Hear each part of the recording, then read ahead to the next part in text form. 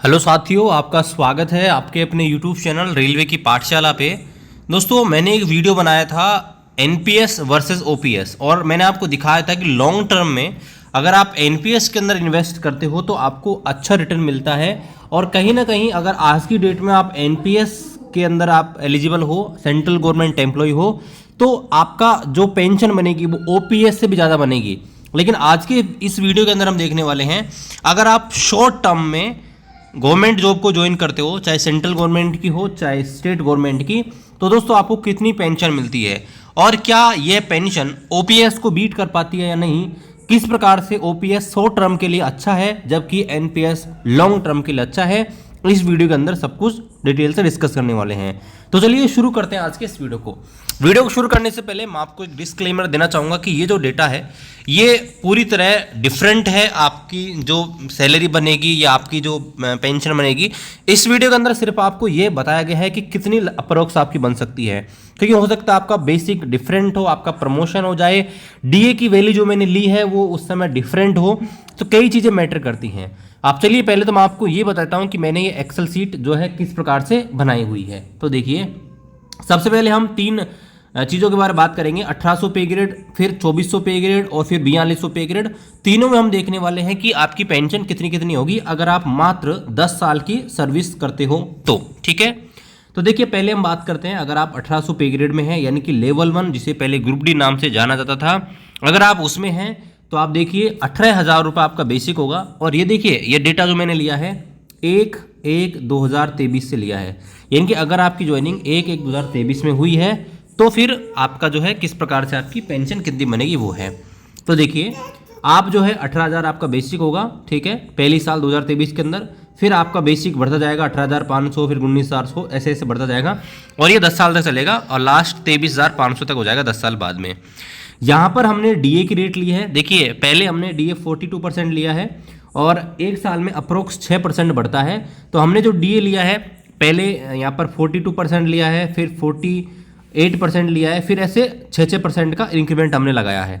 और ये वार्षिक इंक्रीमेंट लगाया है, ये भी ध्यान रखना है, हमने हर 6 महीने में नहीं लगाया क्योंकि कैलकुलेशन इसमें बहुत कॉम्प्लिकेटेड हो जाती है। इसलिए पहले साल आपका जो बेसिक और डीए जो बनेगा वो दोस्तों बनेगा 25,560 और इसका 10% डिडक्ट होगा जो कि होता है 2,556 रुपये। अब चूंकि यहाँ पर एनपीएस जो डिडक्ट होता है वो 10 की मल्टीपल में होता है, इसलिए अगेन मैं आपको बता दूंगा आपका एनपीएस थोड़ा ज़्यादा या कम कट सकता है, सेम यही नहीं होगा क्योंकि वो 10 की मल्टीपल में चलता है। इसमें गवर्नमेंट कंट्रीब्यूट करती है, जो भी आपका 10% होता है उसके अंदर 14% गवर्नमेंट कंट्रीब्यूट करती है और इस प्रकार से आपका टोटल जो एनपीएस कटेगा वो 6,134 कटेगा। लेकिन मैं अगेन बता रहा हूँ कि ये 10 की मल्टीपल में होता है तो ये थोड़ा डिफरेंट होता है।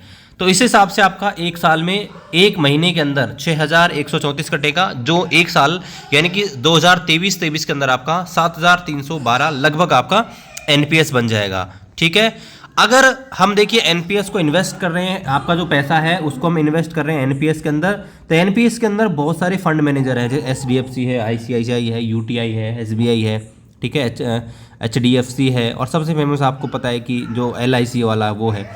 ठीक है, तो यहाँ पर देखिए जो पैसा है वो आपके फंड मैनेजर के पास जाएगा, फंड मैनेजर आपके पैसे को इन्वेस्ट करेंगे और उस पर कुछ रिटर्न आपको देंगे। ठीक है, तो हमने 3 अलग अलग रिटर्न लगाए हैं, एक है 10% का, ठीक है, एक है 12% का, एक है 50% का। ऑन एवरेज आपको लॉन्ग टर्म में 15% का रिटर्न मिल जाता है, लेकिन शॉर्ट टर्म में वोटिलिटी बहुत ज़्यादा होती है, इसलिए यहाँ पर क्या होता है कि आपको थोड़ा यहाँ पर झटका लग सकता है शेयर मार्केट के अंदर। तो हम मान के चलते हैं कि आपको 10% मिनिमम रिटर्न यहाँ पर मिलता है।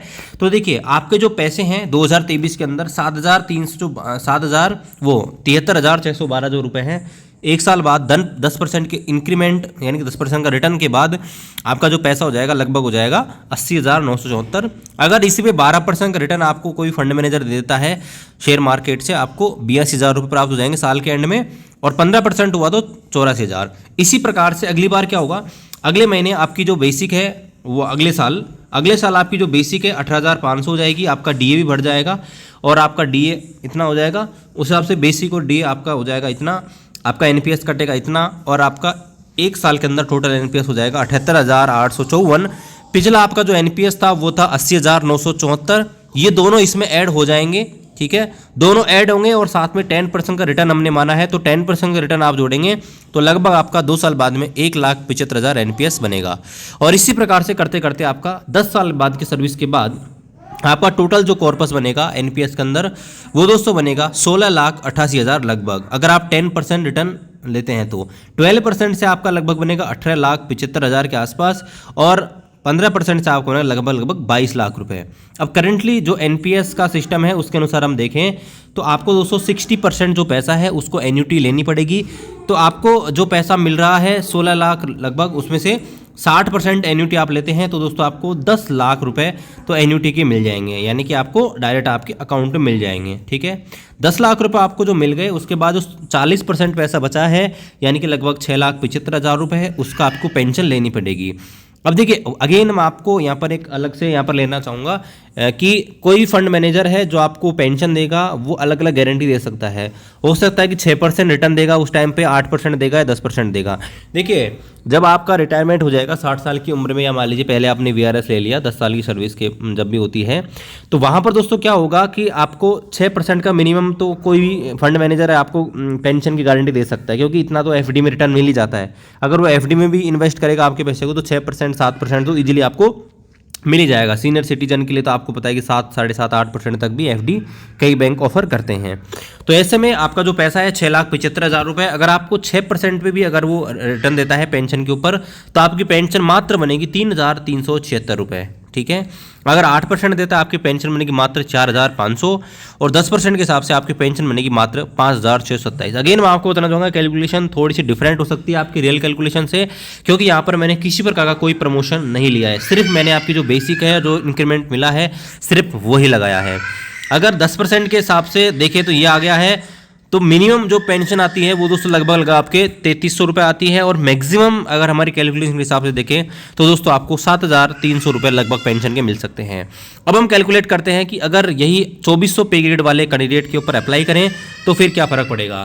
तो 2400 पे ग्रेड वाले जो कैंडिडेट होता है उसकी बेसिक सैलरी आपके सामने होती है 25,500 रुपये। उस पर डीए वही हमने शुरुआत में 42%, फिर आपका लगातार 6% बढ़ाया है हर साल का, तो 6% बढ़ाते बढ़ाते ऐसे इस प्रकार से कैलकुलेशन हमने करी है।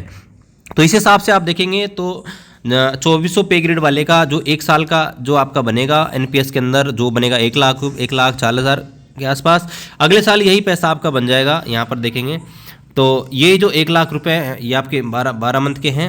ठीक है, 1 लाख रुपए को इन्वेस्ट करेंगे 10% की रेट से तो लगभग 1,14,000 बनेंगे, और फिर आपका अगले साल ये कॉर्पस 2,49,000 हो जाएगा।